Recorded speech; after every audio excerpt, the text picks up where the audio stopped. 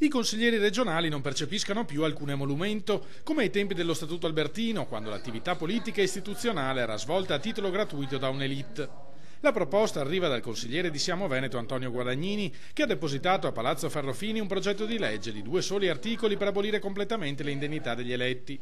La risposta non tarda ad arrivare dal presidente della prima commissione Marino Finozzi, relatore di una serie di provvedimenti che anno dopo anno hanno ridotto stipendi e rimborsi dei consiglieri.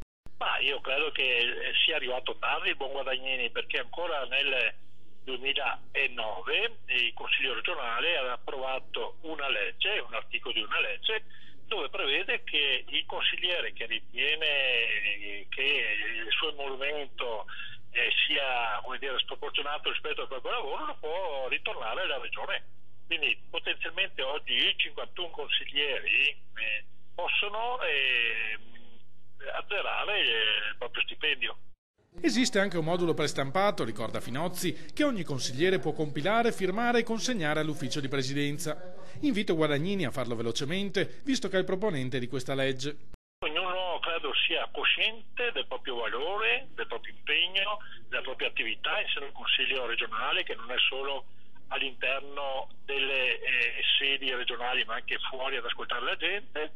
In base a quello che è la propria autovalutazione può ridursi lo stipendio anche a zero, se ritiene di valere zero. Non mi risulta siano molti i consiglieri che si sono avvalsi dal 2007 ad oggi di questa facoltà, informa il presidente del Consiglio regionale Roberto Ciambetti. Sono stati solo 4 e per periodi limitatissimi.